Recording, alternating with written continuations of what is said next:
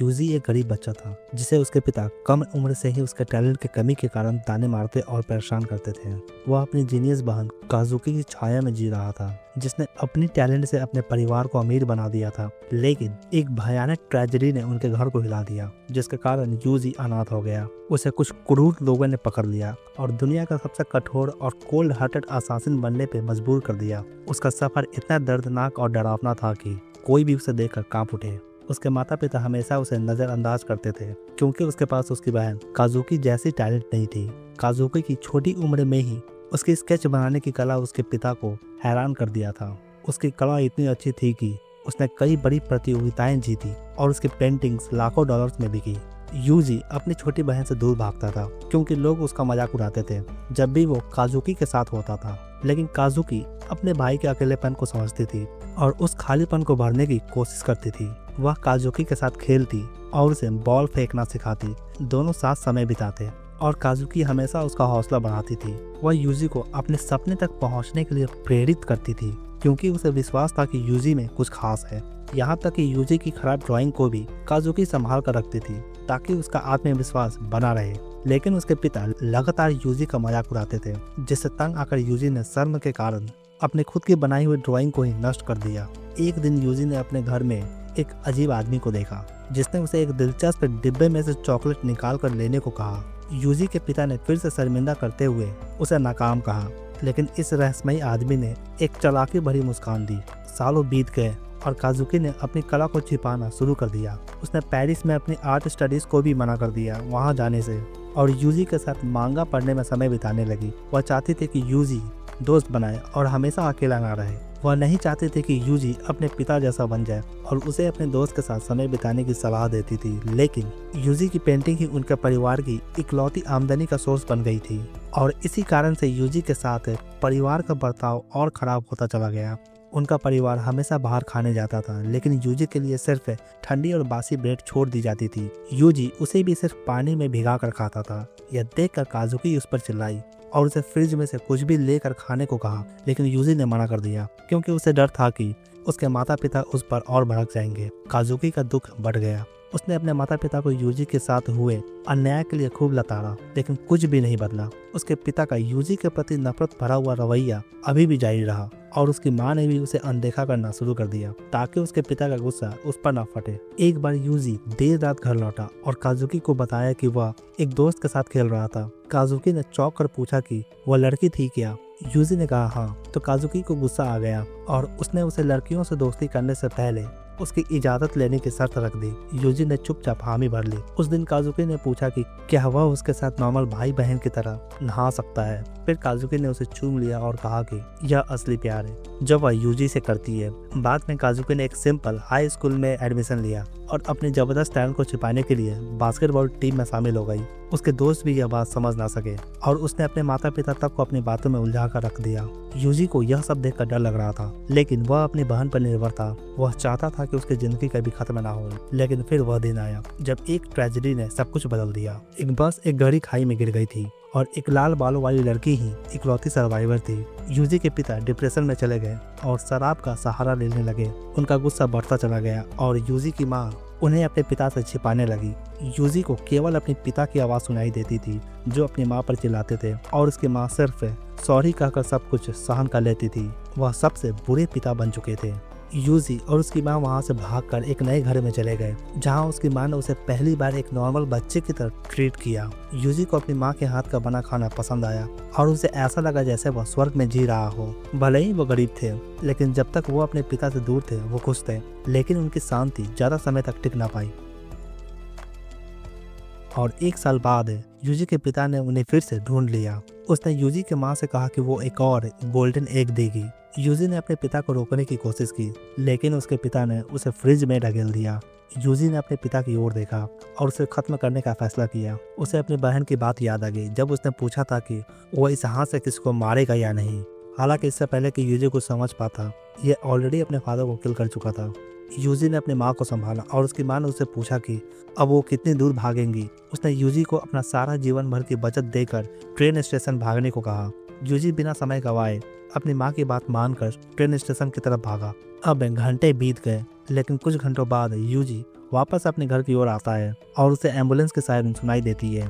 जब यूजी अपने घर लौटा तो उसने देखा कि उसके पिता पर हमला हो चुका है। घर के अंदर जाते ही उसे एहसास हुआ कि वह अब कभी अपनी माँ से बात नहीं कर पाएगा। इसके बाद हम देखते हैं कि यूजी बेहोश होने लगता है और जब उसे होश आया तो वो एक हॉस्पिटल में था। उसकी माँ की तरफ से उसे एक नोट मिला जिसमें उन्होंने माफ़ी मांग ली थी और लिखा था कि वो कहाँ गलत हो गई। अब यूजी एक अनाथ है और उसके पास अब कोई ठिकाना नहीं है। इतने में एक मिस्टीरियस मैन आता है जिसका नाम रे है और इसने यूजी का गार्जियन बनकर इसे अपने पास रख लिया और उसे उसकी बहन की तरह कपड़े पहनाने लगा। लेकिन यूजी ने अपने गार्डियन की हरकतों को नज़रअंदाज करने की कोशिश की क्योंकि उसके पास अब कोई और चारा भी नहीं था। अब कुछ दिनों बाद रे के एक बॉडीगार्ड ने यूजी को परेशान करने की कोशिश की लेकिन यूजी ने उसे मार गिराया। रे अंदर आया और हैरान होते हुए यूजी को खुद को डिफेंड करने पर बधाई दी। रे ने कहा कि वो उसे एक स्ट्रॉन्ग टूल बनाएगा और उसे मिलिट्री कैंप में ट्रेनिंग के लिए भेजेगा। अब यूजी का दिन दुनिया का कोल्ड हार्टेड असासिन बनने में बीतने लगा और वो रे का फेवरेट स्टूडेंट बन गया और इसी बात से वहाँ के बाकी बच्चे उसे बुली करने लगे। वहाँ एक ही इंसान था जो यूजी के साथ अच्छा बर्ताव करता था, मार्लिने, एक लड़की जिसे अपने पास्ट का कोई याद नहीं था। मार्लिने अपने खाने में से कुछ हिस्सा यूजी के लिए बचा लेती है और यूजी को लगा कि वही एक ऐसा शख्स है जिस पर वो भरोसा कर सकता है। रे, जो उस आइलैंड पे ओस्लो के नाम से जाना जाता था, यूजी को असली नाइफ से ट्रेनिंग देने लगा। अगर आपको वीडियो पसंद आ रही है तो एक लाइक जरूर करना और चैनल को सब्सक्राइब जरूर कर लेना। उसने यूजी को सिखाया कि उसे हमेशा नाइफ पर भरोसा करना चाहिए और पहला हमला इसे ही करना चाहिए, नहीं तो ये मारा जाएगा। उसके लिए पूरी दुनिया उसकी दुश्मन थी, यहाँ तक कि उसका खुद का परिवार भी। ओस्लो ने उसे ब्रेन वॉश कर दिया कि सिर्फ वही उसका सच्चा साथी है। फाइनल एग्जाम के दिन यूजी का टेस्ट था कि उसे सामने खड़े इंसान को मारना है, लेकिन सामने मार्लिने खड़ी थी। यूजी ने अपने इमोशन को काबू में रखते हुए उस पर हमला किया। यूजी का टैलेंट मार्लिने से ज्यादा था और उसके पंच ने मार्लिने को गिरा दिया। लेकिन जैसा ही वह उसे मारने जा रहा था, उसे अपने पिता द्वारा उसकी मां पर किए गए अत्याचारों की यादें आने लगी। उसकी मेमोरीज की वजह से उसका दिमाग हिल गया और मार्लिने ने इस मौके का फायदा उठाकर उसे नीचे गिरा दिया। यूजी नीचे जमीन पर पड़ा था और मार्लिने उसके ऊपर खड़ी होकर मुस्कुरा रही थी। उसने यूजी को मारना शुरू किया और यूजी को लगा कि यह सब उसके पिता को खत्म करने का उसके पाप का सजा है। इससे पहले कि उसे कुछ समझ आता, यूजी हार चुका था और ओस्लो के लिए एक निराश बन गया था और इस कारण से यूजी को बेसमेंट में बंद कर दिया गया, जो कि एक जेल की तरह है। जेल की कोठरी में मार्लिने आई और उसने उसके इंजरीज को साफ किया और रोती हुए माफी मांगने लगी और कहने लगी कि वो उसे चोट नहीं पहुंचाना चाहती थी। मार्लिने लगातार उसे खाना खिलाने की कोशिश करती और उससे बात करती रही, तब तक जब तक उसके ग्रेजुएशन का दिन नजदीक नहीं आ गया। उसने यूजी को अलविदा कहा और वादा किया कि वो फिर मिलेगी, लेकिन वो आखिरी बार था जब यूजी ने मार्लिने को देखा था और उससे बात की थी। एक नर्स ने यूजी को दुख भरी खबर दी कि मार्लिने अपने पहले मिशन पर मारी गई है। अब यह सुनने के बाद यूजी सोचता रहा कि काश उसने मार्लिने को हरा दिया होता तो शायद आज वो जिंदा होती और उसके जगह पे वो मिशन पे गया होता। ग्रेजुएशन के बाद यूजी ने अपना पहला असैसिनेशन मिशन लिया और एक अमीर आदमी के कमरे में मेड बनकर घुस गया। जब वह आदमी ध्यान नहीं दे रहा था तो यूजी ने अपना मिशन पूरा कर लिया। उसका यह असैसिनेशन सक्सेसफुल रहा, लेकिन एक दिन कानून के लोग ओस्लो के घर पर हमला कर देते हैं। उन्होंने सभी सेफ्टी को नष्ट कर दिया और एक स्टील के दरवाजे के पीछे एक अंडरग्राउंड रास्ता खोज निकाला। दरवाजा उड़ाने के बाद उन्हें वहाँ एक सफेद बालों वाला बच्चा मिला जो यूजी है। असाको उसे अपने साथ जापान ले जाने की फैसला करती है, लेकिन जेबी भी उनके साथ जाती है ताकि उन पर नजर रख सके। हॉस्पिटल में असाको उसे 40 सेकंड के अंदर बिस्तर से उठने का आदेश देती है और उसे सिर पर मारती है। जेबी उसे डांटती है कि वो थोड़ा नर्म होकर पेश आए, लेकिन यूजी ने कभी दया नहीं देखी थी, इसलिए वह समझ नहीं पा रहा था कि कैसे वो रिएक्ट करे। अब असाको उसे गंदे कपड़े बदलने का ऑर्डर देती है, लेकिन जब यूजी अपने टी शर्ट को निकालता है तो उसके शरीर को ये दोनों देखकर काफी हैरान रह जाती हैं। यूजी के पूरे शरीर पर चाकू और बुलेट का निशान बड़ा हुआ था और उसके बॉडी को देखकर लग रहा था कि यूजी एक हफ्ते से भूखा है। अब डिनर टेबल पे यूजी खाना नहीं खाता, बल्कि जब एक मक्खी आती है तो वो उसे हाथ से कुचल देता है। मक्खी को देखते हुए उसकी याद ताजा हो जाती है। इसके कारण से वो चीखता है और उल्टी कर देता है। असाको उसे दिलासा देती है और कहती है कि वह उसकी गार्डियन है और वो उसकी रक्षा करेगी। अगले दिन असाको उसे जबरदस्ती खाना खिलाने का कोशिश करती है, लेकिन यूजी जेबी से उसे बचाने की गुजारिश करता है। असाको उसे एक पपी गिफ्ट करती है जो अब उसका साथी बनेगा। यूजी उसका नाम जॉन डोई रखता है, जो मिलिट्री में कोड नेम के तौर पर यूज किया जाता था। कुछ महीने बाद असाको ने अपनी इंटेलिजेंस एजेंसी की नौकरी छोड़ने का फैसला किया। यह सुनकर जेबी उसे चेतावनी देती है कि इस फैसले के कारण तुम्हें कैद कर लिया जाएगा, नहीं तो तुम्हें मार दिया जाएगा। लेकिन असाको कहती है कि उसने यूजी के कारण बदलना शुरू कर दिया है। उसकी एक आंख की रोशनी भी धीरे धीरे चली जा रही है, इसलिए वो अब एक अच्छी स्नाइपर नहीं रही।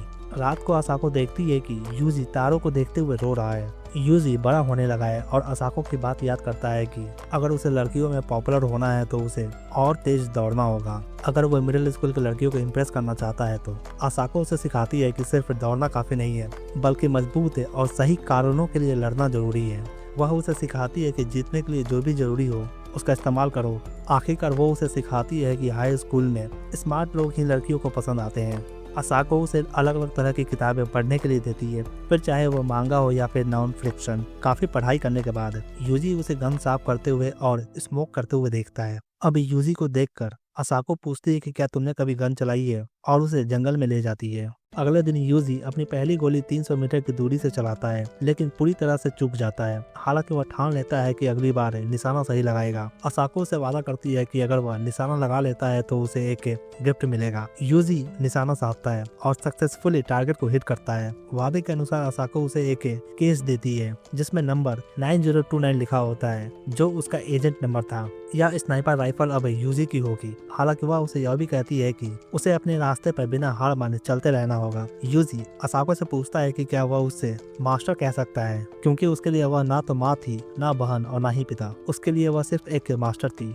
सर्दियों के दौरान असाको यूजी के लिए गोलियां जुटाती है और ये दोनों साथ में शिकार पे जाते हैं। यूजी एक हिरन पर निशाना साधता है और असाको उसे कहती है कि एक भी गोली बेकार ना जाए, क्योंकि इससे टैक्स पेयर का पैसा बर्बाद होगा। हालांकि यूजी का हाथ कांप जाता है और वह ट्रिगर नहीं दबा पाता। असाको उसकी इस कमजोरी को समझती है और उसे इसके लिए दोष नहीं देती, क्योंकि वह जानती है कि यूजी पहले से ही बहुत कुछ झेल चुका है। एक दिन यूजी अपने कुत्ते के भौंकने की आवाज से जागता है और देखता है कि एक भालू उसके घर में घुस आया है। वह जल्दी से अपने कमरे में भागता है और अपनी गन निकालता है, लेकिन वापस आने पर देखता है कि जॉन, जो कि उसका कुत्ता है, भालू के जबड़े में फंसा होता है। अब यूजी उसे बचाने के लिए निशाना साधता है, लेकिन डर और सदमे के कारण ट्रिगर नहीं दबा पाता। जैसे ही भालू वहां से जाता है, यूजी हिम्मत जुटाता है और अपने कुत्ते को वापस लेने का फैसला करता है। वह दौड़ते हुए जाता है और जैसे ही निशाना साधता है, बर्फ पर फिसल जाता है और उसकी गन जैम हो जाती है। भालू उसे देखकर उस पर हमला करने के लिए तैयार हो जाता है,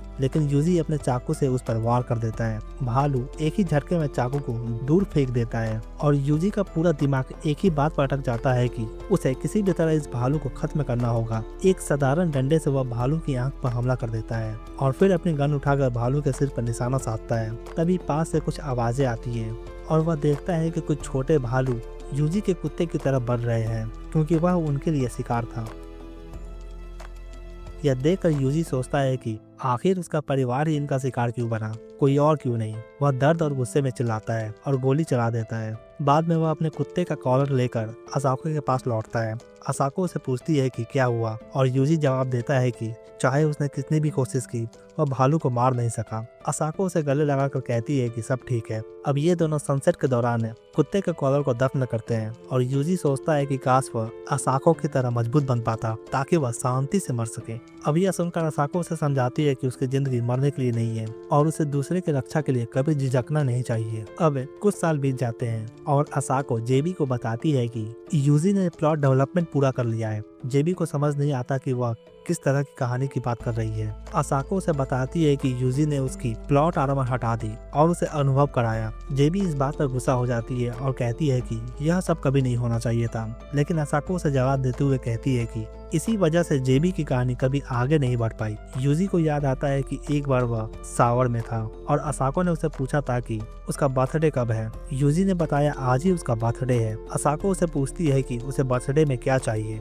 यूजी कहता है कि उसे एक अच्छा गार्डियन चाहिए। अब यह सुनकर असाको उसे कहती है कि वह खुद ही गिफ्ट होगी। यही उसकी पहली बार की कहानी थी। जेबी असाको से पूछती है कि क्या उसने सिर्फ एक बार ही ऐसा किया था, लेकिन असाको जवाब देती है कि ऐसा हर दिन हुआ। यूजी जब वापस आता है तो जेबी ऐसे देखती है कि मानो कुछ हुआ ही ना हो। क्योंकि उसे डर है कि यूजी ने कुछ सुन लिया होगा। असाको जेबी से कहती है कि यही वजह है कि जेबी ने कभी भी असली क्लाइमैक्स महसूस नहीं किया। अगले दिन असाको ने यूजी को एक खास मिशन दिया क्योंकि जेबी पूरी तरह नशे में थी। असाको चाहते थे कि यूजी उसे अच्छा महसूस कराए। यूजी उसे बेडरूम में ले गया और उसे जाने नहीं दिया। कुछ और साल बीत गए और असाको की सेहत बिगड़ने लगी। यूजी ने देखा कि जब भी असाको पीती है उसके हाथ कांपते हैं और यह देखकर यूजी उससे बार बार रुकने का भीख मांगता क्योंकि अब उसके पास असाको के अलावा कोई और नहीं था। लेकिन हर बार जब यूजी उसे पूछता कि क्या वह बीमार है, असाको झूठ बोलती और कहती है कि वह ठीक है। असाको का हेल्थ इतना बिगड़ गया है कि वह काम पर अब ध्यान भी नहीं दे पाती है।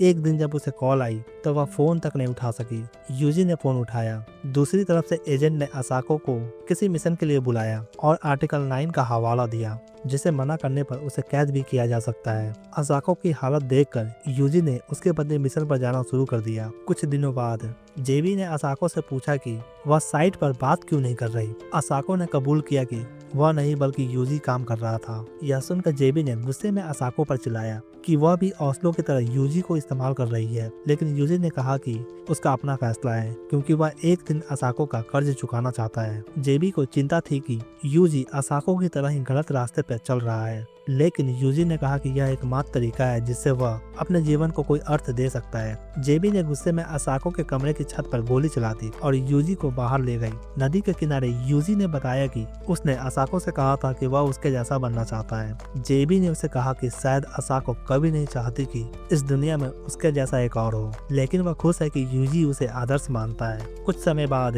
असाको ने यूजी को बताया कि उसे मिलिट्री स्कूल के लिए अमेरिका जाना होगा। वहाँ पहुँचने पर एक बड़ा काला आदमी यूजी से पूछता है कि वह यहाँ क्यों है। यूजी मजाक में कहता है कि उसने अपने माता पिता का खात्मा कर दिया, जिससे वह चौंक जाता है। फिर यूजी हंसते हुए कहता है कि वह बस मजाक कर रहा था। ट्रेडिंग के दौरान डैनी नाम का एक सोल्जर यूजी से दोस्ती करता है। वह यूजी को सॉरी कहकर चिढ़ाता है और यूजी उसे सिगरेट छोड़ने की सलाह देता है। एक ट्रेनिंग सेशन के दौरान जब डैनी थक कर पीछे रह जाता है, यूजी उसे मोटिवेट करता है। वह डैनी से पूछता है कि अगर कोई बड़ी औरत पानी में डूब रही हो तो वह क्या करेगा। यह सुनते ही डैनी इतनी तेजी से तैरता है जैसे कि वह कोई एक शार्क हो। दोपहर के खाने के दौरान डैनी यूजी के नए लुक का मजाक उड़ाता है, लेकिन यूजी उसे बताता है कि उसका कमांडर हाल ही में काफी परेशान कर रहा है। इस पर डैनी हंसते हुए कहता है कि वो कमांडर एक गोरिल्ला जैसी है जो कभी शादी नहीं करेगी, लेकिन यूजी उसे अट्रैक्टिव कहता है, जिसे सुनकर डैनी उसे पागल समझने लगता है। तभी एनी पीछे से आती है और डैनी को सबक सिखाती है। शूटिंग प्रैक्टिस के दौरान यूजी हर एक गोली को निशाने पर लगाता है, जिसे देखकर कमांडर हैरान रह जाती है क्योंकि अब तक सिर्फ असाको, जो कि दुनिया की सबसे बेहतरीन स्नाइपर है, सिर्फ वही ऐसा कर पाती थी। उनकी बातचीत सुनकर एक लड़की इसे देखती है और यूजी के पहले पोजीशन पे आने से प्रभावित होती है। रात में वो यूजी से बात करने आती है और अपना नाम माइली बताती है। यूजी सोचता है कि क्यों सिर्फ जिद्दी लड़कियां ही उसके पास आती है। स्विमिंग पूल के पास माइले उसे पंच करती है, लेकिन यूजी उसे पकड़कर माफी मंगवाता है। उसे याद आता है कि माइले दूसरी सबसे अच्छी स्नाइपर है और वो उसे पूछता है कि उसे क्या चाहिए। माइले बताती है कि उसके पिता शूटिंग में माहिर थे, लेकिन उसे लगता था कि वो झूठ बोलते थे। यूजी पहली गोली मिस करता है तो माइले उसे चिल रहने को कहती है क्योंकि उसके पास सिर्फ 6 गोलियां बची है। यूजी उसे पूछता है कि आज आसमान का रंग क्या है और निशाना लगाता है और उसकी गोली सीधे टारगेट पे लगती है। यूजी माइले से कहता है कि शायद उसके पिता झूठ नहीं बोल रहे थे। इस घटना के बाद माइले को यूजी पर भरोसा होने लगता है। यूजी की ट्रेनिंग पूरी हो जाती है और उसे फाइनल एग्जाम के लिए एक ट्रिप पर भेजा जाता है। डैनी उसे पूछता है कि उसने अपने पैसे से क्या खरीदा। यूजी बताता है कि उसने सिर्फ एक लेडीज वॉच खरीदी। डैनी उसका मजाक उड़ाता है और माइले के बारे में भद्दे मजाक करता है। इस पर माइले उसे जोरदार किक मारती है। तभी एक अजीब इंसान जो अपनी बहन के साथ डेटिंग सिमुलेटर खेल रहा होता है सबका ध्यान खींच लेता है। यूजी समझ जाता है कि वो शायद जापान से है और मन ही मन हंसता है। दिन पर दिन यूजी को आदेश मानने और कॉन्फिडेंस बढ़ाने की ट्रेनिंग दी जाती है। फिर एक दिन उन्हें असली जंग में जंगल के अंदर भेज दिया जाता है। यूजी अपने टीम के लोगों को देखता है। इसके टीम के लोग में से एक पहले कार की चोरी करता था, एक गरीब लड़की जो बाथरूम में जाकर अपना समय बिताती थी, एक एनिमे ओटाको जो अपनी बहन के पीछे पागल है और एक स्नाइपर जो किसी को मार नहीं सकता। अपने टीम के मेंबर को देखकर वो खुद से सोचता है कि ये आर्मी की सबसे बेकार टीम है। डैनी उसे एक बर्ड को निशाना बनाने को कहता है। यूजी गोली मारता है और बर्ड गिर जाता है, लेकिन उसके बाद उल्टी करने लगता है।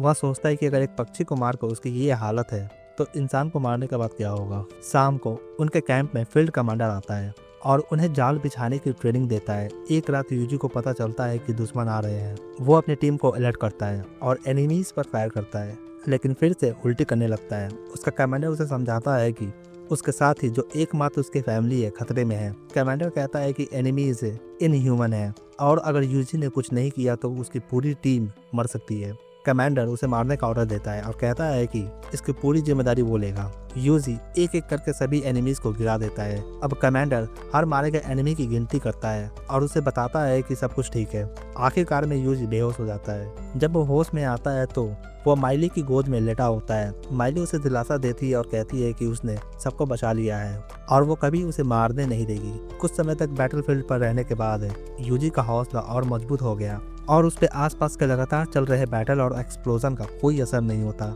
लेकिन डैनी को समझ नहीं आ रहा था कि इस वार का असली मतलब क्या है और जीतने का क्या फायदा है। आखिरकार उनकी डेवलपमेंट खत्म होती है और यूजी अपने सभी दोस्तों के साथ इस भयानक हालत से जिंदा बाहर निकल आता है। अपने कंट्री लौटते समय डैनी माइली के पास आता है और पूछता है कि क्या वो ठीक है, क्योंकि उसका बॉयफ्रेंड यूजी उसे छोड़कर जा रहा है।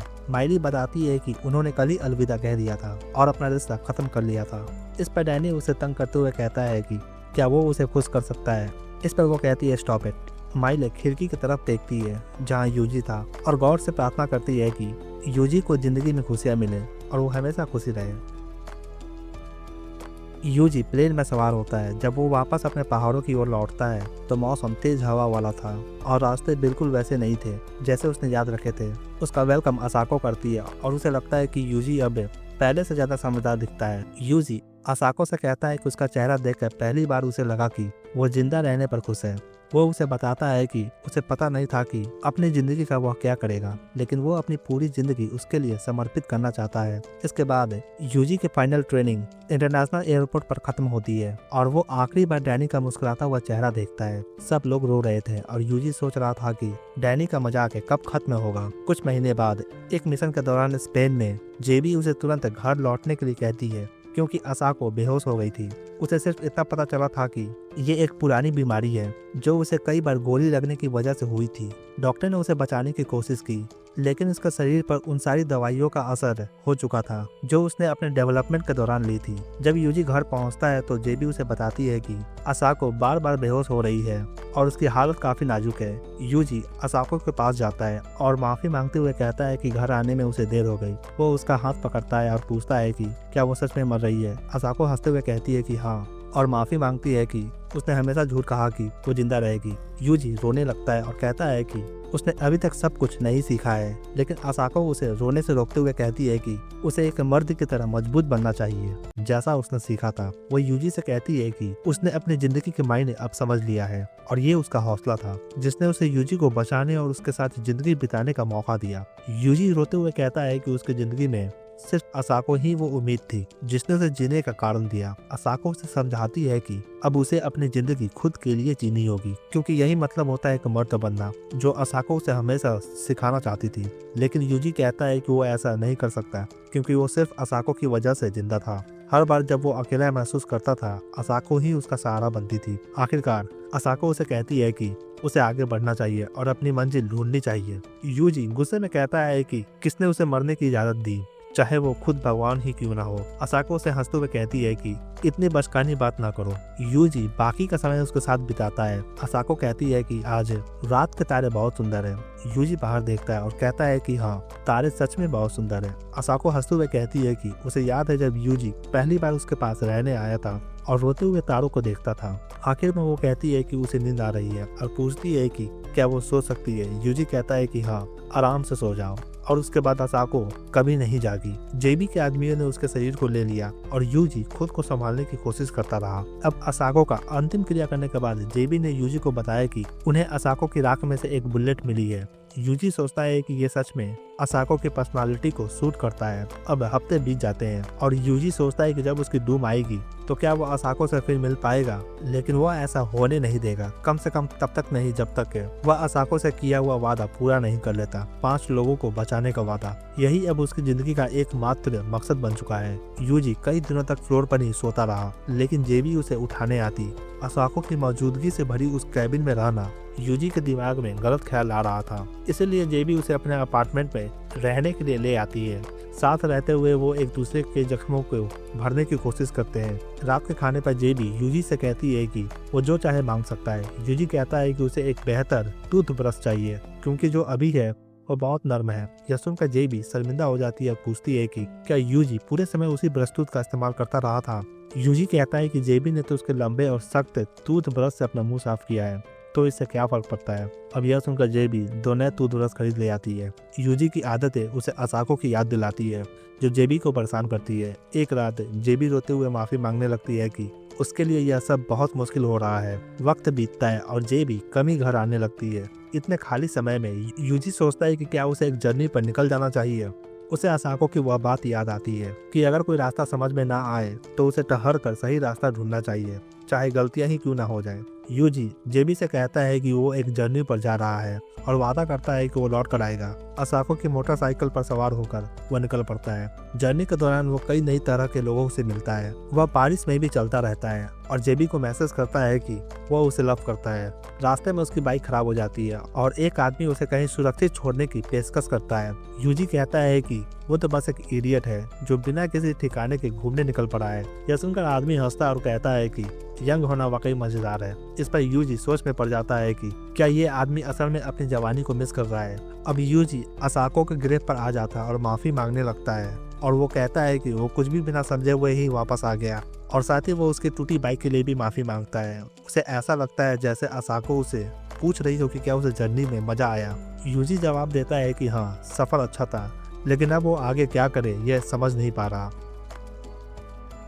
यूजी को महसूस होता है कि शायद उसे एक आम स्टूडेंट बनकर एक आम स्कूल में जाना चाहिए और अपनी जिंदगी को फिर से जीना चाहिए। कुछ महीने बाद यूजी एक पुलिस ऑफिसर के सामने बैठा होता है जो उसे उसकी आइडेंटिटी के बारे में पूछताछ कर रहा है। आखिरकार उसके पास ना तो कोई पेरेंट्स है, ना कोई सिबलिंग्स है और ना ही कोई फ्रेंड्स है। ऑफिसर गुस्से में चिल्लाता है और पूछता है कि क्या वो कोई असासिन है, लेकिन यूजी कहता है कि वो तो बस एक स्टूडेंट है। 1 घंटे बाद उसे रिहा कर दिया जाता है क्योंकि मिनिस्ट्री ऑफ डिफेंस से फोन आया था कि उसे जाने दिया जाए। अब यूजी अपने पहले दिन पर प्रिंसिपल यूजी को स्कूल छोड़ने जाती है। रास्ते में वो पूछती है कि उसे अरेस्ट क्यों किया गया था। इस पर यूजी बताता है कि उसके बैग में एक पिस्तौल थी। यह सुनकर लड़की घबरा जाती है और उसके हाथ स्टीयरिंग से हट जाते हैं। एक ट्रक उनके तरफ आ रही होती है, लेकिन यूजी फुर्ती से स्टीयरिंग संभालता है और उन्हें बचा लेता है। हालांकि लड़की इतनी डर जाती है कि वो खुद पर काबू नहीं रख पाती और लगभग एक और कार से टकरा जाती है। एकेडमी पहुंचने से पहले यह वही नॉर्मल स्कूल था जिसकी यूजी ने हमेशा इच्छा की थी, लेकिन जैसे ही वो गेट के अंदर गया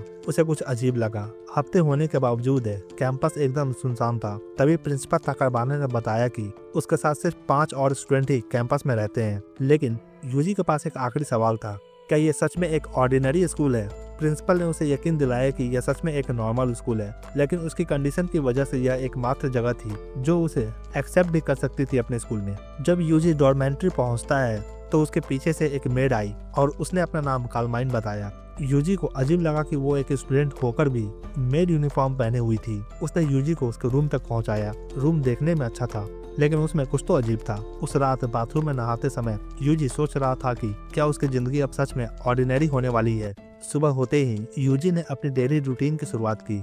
उसने एक आई ड्रॉप और एक ग्रेप का जूस लिया और फिर अपनी 26 माइल रन शुरू कर दी। जगह बदल चुकी थी, लेकिन उसकी आदतें नहीं। उसे अपने मास्टर की वो बात याद आई कि कैसे उसे लड़कियों को इम्प्रेस करने के लिए तेज दौड़ना चाहिए। जैसे ही यूजी ने डोर खोला, एक लाल बालों वाली लड़की उसके सामने गिर गई और इस सीन ने सभी का ध्यान खींच लिया। तभी ऑरेंज बालों वाली लड़की भागती हुई आई और सोफे पर कूदने लगी। यह देखकर लाल बालों वाली लड़की भी सोफे पर कूदने लगी और ऑरेंज बालों वाली लड़की के बालों को ब्रश करने लगी। यूजी को यह सब किसी मांगा का सीन जैसा लग रहा था। उसने अपना नाम बताया सू अमाने और दूसरी लड़की को भी अपना नाम बताने को कहा, जो कि इसका नाम है मैकी। स्कूल में घूमते घूमते यूजी की मुलाकात मिचिरू से हुई और दिन के अंत में वो साकी नाम की एक लड़की से मिला। लेकिन जैसा ही उसने खुद को इंट्रोड्यूस करने की कोशिश की, साकी ने अचानक एक बॉक्स कटर निकालकर उसकी गर्दन के पास रख दी। यूजी को समझ में आ गया कि यह स्कूल बिल्कुल भी ऑर्डिनरी नहीं है। रात को यूजी ने देखा कि सब घर पर थे, लेकिन होमवर्क ना होने की वजह से सब या तो वीडियो गेम्स खेल रहे थे या अपने आप में व्यस्त थे। उसने इस बात को इग्नोर किया और अपने रूम में चला गया, लेकिन उसने देखा कि उसके टेप ट्रैप की वजह से कोई इसको रूम में घुस आया है। अब अंदर जाते ही उसने चिल्लाया, मत हिलना, लेकिन उसके सामने अमाने थी यूजी को लग रहा था कि जैसे कोई स्ट्रीपर उसके रूम में घुस आया है, लेकिन फिर उसने देखा कि अमाने तो हंस रही थी। उसने पूछा कि वो इतनी कामली कैसे अंदर आ गया, तो यूजी ने जवाब दिया कि मेरे लिए ये तो बस नॉर्मल है। यह सुनकर अमाने हंस पड़ी। कुछ देर बाद अमाने ने पूछा कि यूजी की कोई बड़ी बहन थी। यूजी ने बताया कि हाँ थी, लेकिन वो अब इस दुनिया में नहीं है। उसका नाम काजुकी था। यह सुनकर अमाने चौंक गई। जब अमाने ने उसे पूछा कि वो कैसी लग रही है, तो यूजी ने ठंडे अंदाज में कहा, मेरे मरे हुए डॉग से भी बदतर है। यह सुनकर अमाने को लगा कि यूजी काफी कोल्ड हार्टेड पर्सन है, लेकिन यूजी को इस बात पर शक हुआ कि अमाने उसके लॉक डोर के बावजूद अंदर कैसे घुस आई। उसे समझ में आ गया कि ये स्कूल तो बिल्कुल भी नॉर्मल नहीं है। अगली सुबह जे भी उसे मिलने आई और पूछा कि क्या वो अपने नए स्कूल लाइफ में एंजॉय कर रहा है। यूजी ने ताना मारते हुए कहा कि जब तक तुम नहीं आई थी तब तक मैं एंजॉय कर रहा था। जेबी को समझ में आ गया कि यूजी अभी उससे नाराज है। उसने कहा कि उसे संभाल कर रहना चाहिए, वरना गलती से कहीं उसका एंड ना हो जाए। इस पर यूजी ने कहा कि उसकी अगली फेस को रोज देखने से तो मरना ही बेहतर है। क्लास में वापस आने पर अमाने ने यूजी से पूछा कि वो बेवकूफ ब्लॉन्डी लड़की कौन थी। यूजी ने बताया कि वो बस उसकी बॉस है। जब अमाने ने पूछा कि वो क्या काम करती है, तो यूजी ने कहा कि वो बस गार्बेज साफ करती है, यानी कुछ डर्टी वर्क। जब अमाने चली गई तो यूजी ने देखा कि मिचिरू पीछे से उसे घूर रही थी, लेकिन मिचिरू ने कहा ऐसा नहीं है कि मुझे तुमसे कोई लगाव है या कुछ और। यह सुनकर यूजी को समझ में आ गया कि इस स्कूल में कुछ तो गड़बड़ है। अपने डेली रन के बाद यूजी ने देखा कि अमाने उसके रूम में घुसने की कोशिश कर रही थी। वो चुपचाप देखता रहा। अमाने को गुस्सा आ रहा था कि वो यूजी को वेकअप किस नहीं दे पा रही, लेकिन यूजी को लगा कि शायद अमाने उसे बेवकूफ बना रही है। जब अमाने ने उसके कपड़ों को सूंघते हुए कहा कि ये उसे वाइल्ड बना रहा है, तो यूजी को समझ में आ गया कि इस स्कूल में सच में कुछ न कुछ तो गड़बड़ है। वो सीधा बेड पर कूदने लगी और यूजी से रोकने की मिन्नतें करने लगी, लेकिन यूजी को तो कोई फर्क ही नहीं पड़ा। वो बस चुपचाप वहाँ खड़ा होकर उसे देखता रहा। उसे देखकर अमाने चौंक गई और बोली, तुम कब से यहाँ हो? यूजी ने शांत स्वर में कहा, पूरे समय से मैं तुम्हें देख रहा था, इससे पहले के हालात और बिगड़ जाते। यह सुनकर अमाने गुस्से में चिल्लाई, यहाँ से बाहर निकलो। उसी दिन जिम क्लास में अमाने का पैर मुड़ गया, तो यूजी उसे तुरंत उठाकर नर्स के ऑफिस में ले गया। उसकी चोट का इलाज करने के बाद जब यूजी जाने लगा, तो अमाने ने उसे पकड़ लिया और उसे रोकते हुए मिन्नतें करने लगी कि मत जाओ, रुक जाओ यहीं। थक कर यूजी ने कहा, सीधा बताओ क्या चाहती हो? अमाने ने झिझकते हुए कहा, क्या तुम मुझसे दोस्ती करोगे? यूजी ने कारण पूछा, तो अमाने ने कहा कि उसे पहली नजर में ही उससे प्यार हो गया है और वो चाहती है कि यूजी जीने की वजह ढूंढ सके। यूजी ने ठंडे आवाज में जवाब दिया, मुझे परेशान मत करो, जिससे अमाने का दिल टूट गया। फिर उसने हिम्मत करके पूछा, तो क्या मैं तुम्हारी बड़ी बहन बन सकती हूँ? लेकिन जब अमाने ने उदासी में कहा कि वो उसकी सारी उम्मीदें तोड़ रहा है, तो यूजी ने कहा कि वो कुछ समय के लिए छोटे भाई बनने का नाटक कर सकता है। अमाने खुश होकर उसके सिर पर प्यार से हाथ फेरने लगी, लेकिन यूजी को उसकी हरकतें अजीब लगी। क्लास के दौरान अमाने अपने साथ मैकी को लेकर यूजी के लिए एक प्रेजेंट लाई।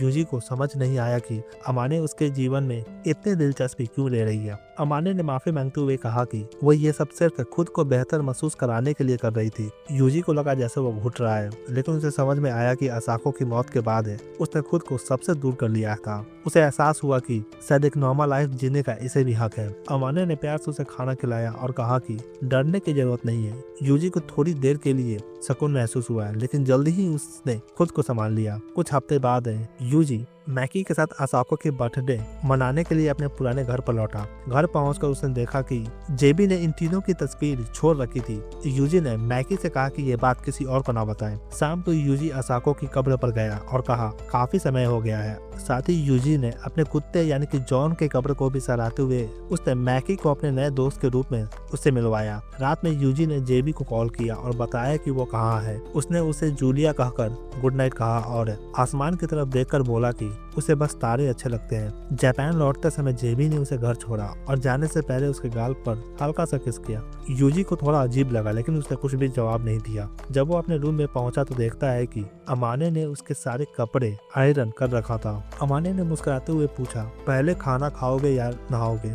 यूजी को समझ नहीं आया कि अमाने उसे इतने नजदीकी क्यों बढ़ा रही है। अमाने ने अचानक उससे पूछ लिया, तुम्हारा उस सुनहरे बालों वाली लड़की से क्या रिश्ता है?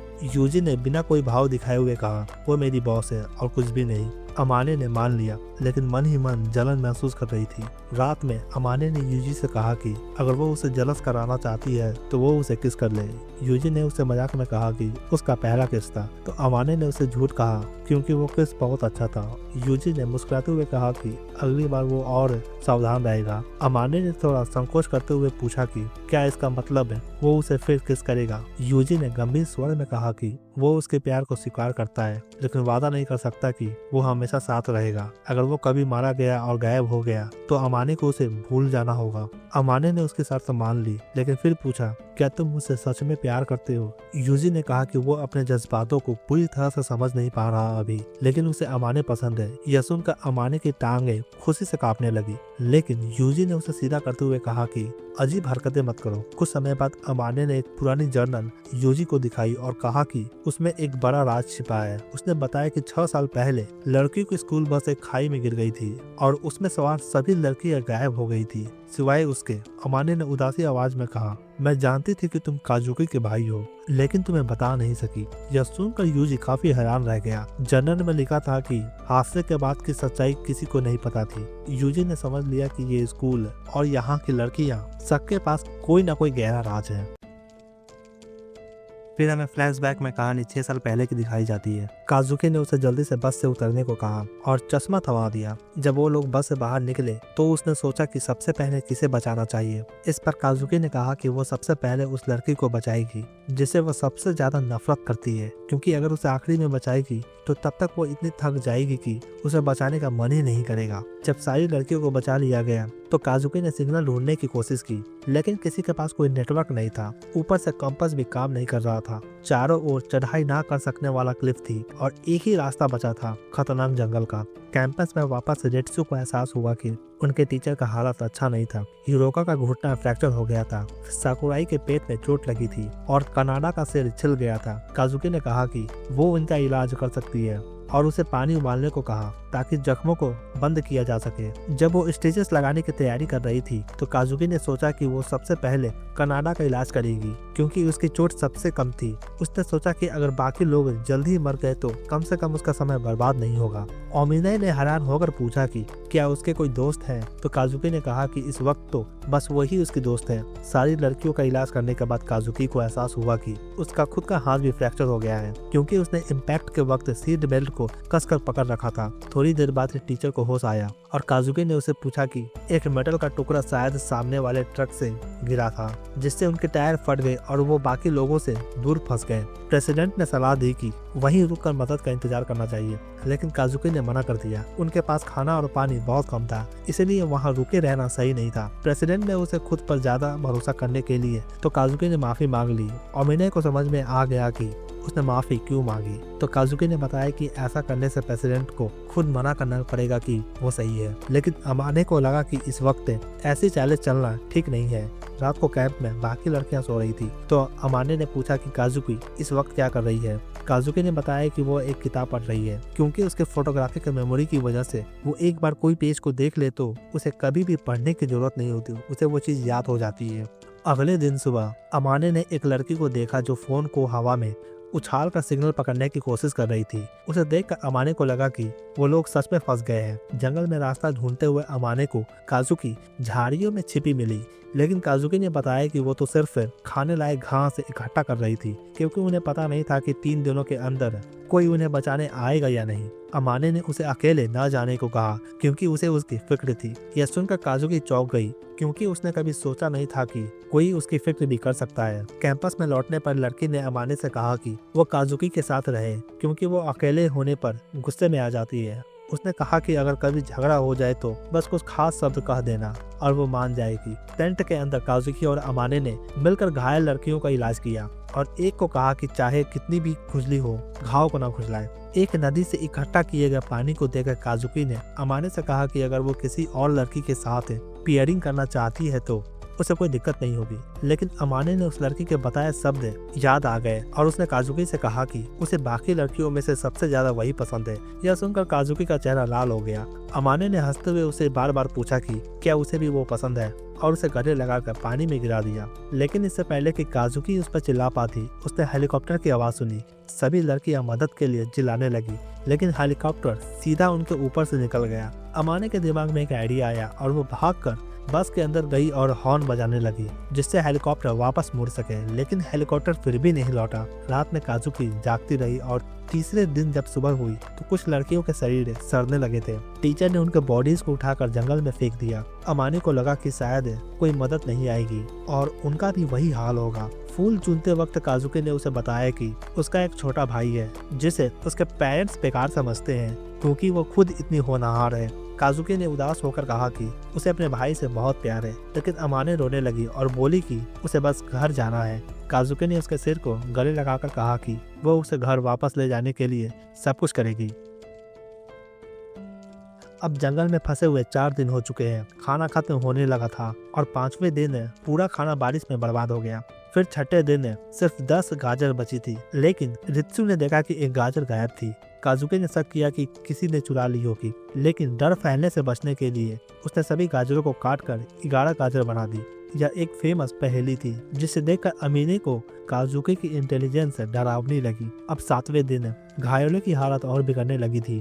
क्लब प्रेसिडेंट के जाने के बाद काजुकी को पता चला कि हीरो का नहीं खा रही थी क्योंकि उसे डर था कि बाकी उसे जज करेंगे। काजुकी ने उसे दिलासा दिया। इस बीच अमीने ने काजुकी को छिपकर देखा और उसकी गर्दन पर चोट देखा। काजुकी ने उसे वादा किया कि वो हमेशा बुरी स्थिति में भी उसके पास लौटेगी। अब 8वें दिन काजुकी ने अमीने से कहा कि वो उसे बचाने के लिए सब कुछ कुर्बान कर देगी और वो उससे प्यार करती है।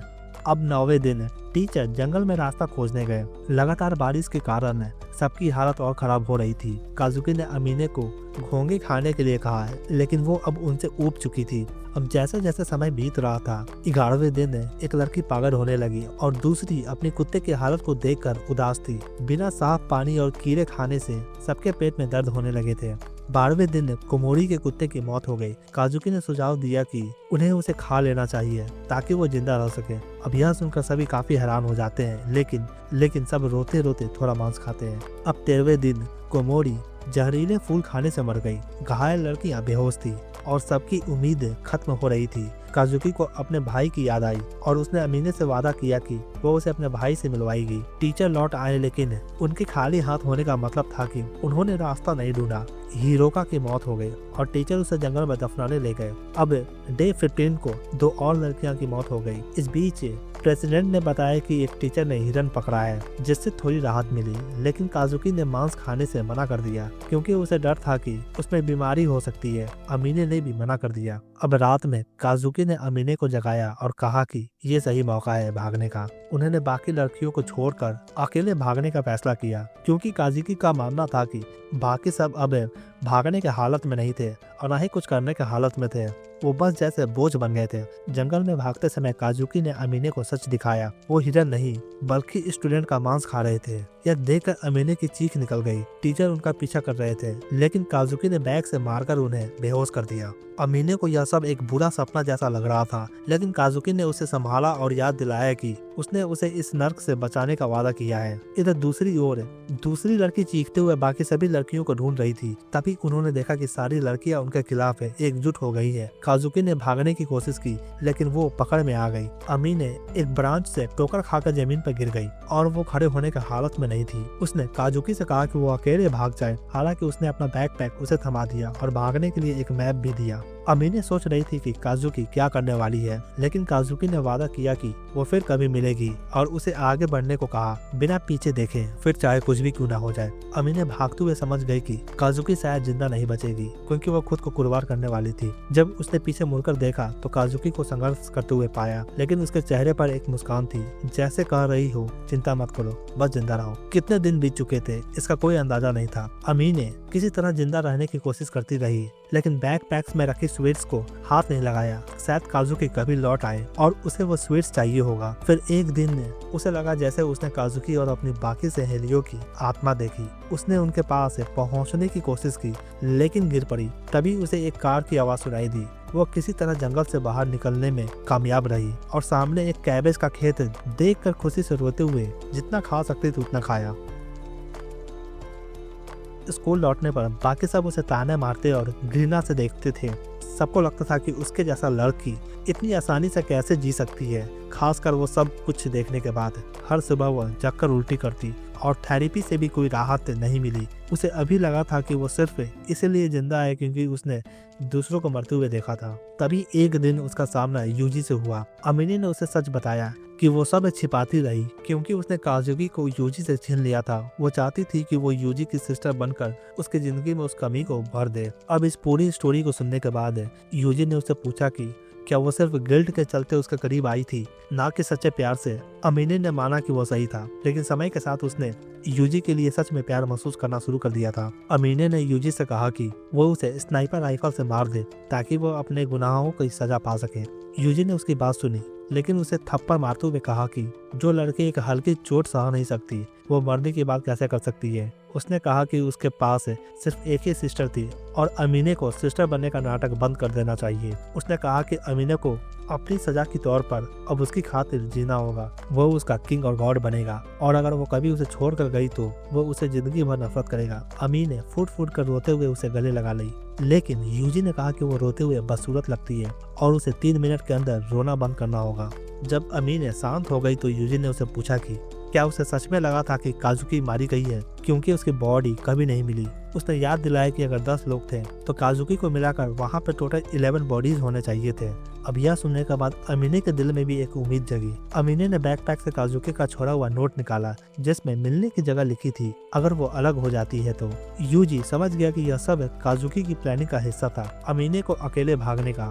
अब अमीने ने यूजी से मिन्नत की कि वो उसे उस जगह पर लेकर जाए। अगली सुबह अमीने ग्रेप के लिए फ्लावर खरीदने गई थी। तभी एक अजीब आदमी यूजी से मिला जिसने खुद को साकासीता बताया और कहा कि वो एनिन का बड़ा फैन है। जब अमीने वापस आई तो यूजी ने उसे बताया कि वो किसी बहुत डरावने फैन से मिला। आखिरकार वो दोनों उस जगह पहुंचे जहां निशान लगा स्टोन था। अब यहाँ पर यूजी खोदने लगता है और कंटेनर को खोलता है और खोदने के बाद अंदर एक लेटर था जो काजुकी ने छोड़ा था। अमीने ने कांपते हाथों से लेटर को पढ़ना शुरू किया। काजुकी का लिखा हुआ लेटर पढ़ते हुए अमीने की आंखों से आंसू आने लगे थे। उसमें लिखा था, मेरे दोस्त, अगर तुम ये पढ़ रहे हो तो इसका मतलब है कि कई साल बीत चुके हैं। काजुकी ने खुलासा किया कि सबकी मौत बीमारी से हुई थी। असल में हिरोका के मांस में डिजीज थी जिसकी वजह से सभी मारे गए थे।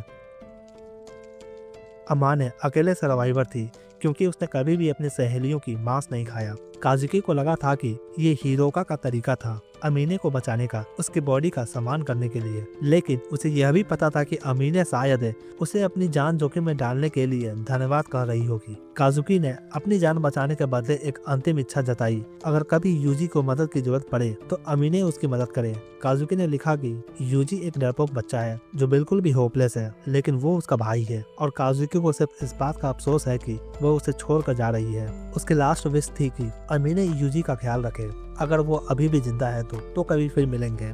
उसने अमाने को अपनी सबसे अच्छी फ्रेंड कहा। अमाने सोचने लगी कि शायद काजुकी अब भी जिंदा है, लेकिन यूजी को भी यकीन नहीं था। हाँ, ये जरूर पता था कि लेटर असली था। अब वहाँ एक पाथ भी था जो ये दिखाता था कि शायद कोई वहाँ से गुजरा है। अमाने ने घुटने पर बैठकर कसम खाई कि वो इस बात से कभी भी उभर नहीं पाएगी, लेकिन माफी मांगने की जगह उसने वादा किया कि वो हर किसी का धन्यवाद करेगी। तभी यूजी की नजर एक नाम पर पड़ी, साकासीता। वापसी के दौरान अमाने को उसके किसी फ्रेंड का कॉल आया, लेकिन लाइन पर किसी क्रीपी आदमी की आवाज थी। उसने कहा कि वो गर्ल प्रेसिडेंट का बाप है और उसे सजा देने आया है।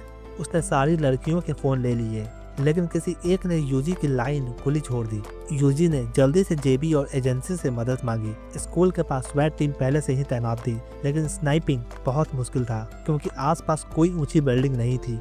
यूजी को सिर्फ एक जगह पता था, लाइट हाउस, जो 900 मीटर दूर था, लेकिन वहां से सिर्फ 15 सेंटीमीटर का फील्ड ऑफ विजन मिल सकता था।